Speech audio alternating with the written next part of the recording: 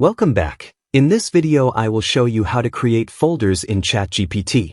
ChatGPT uses the term projects which function as folders to organize related chats, uploaded files, and custom instructions for specific tasks. In the left sidebar, click the New Project button. It looks like a folder icon. Give your project a name and press Create Project.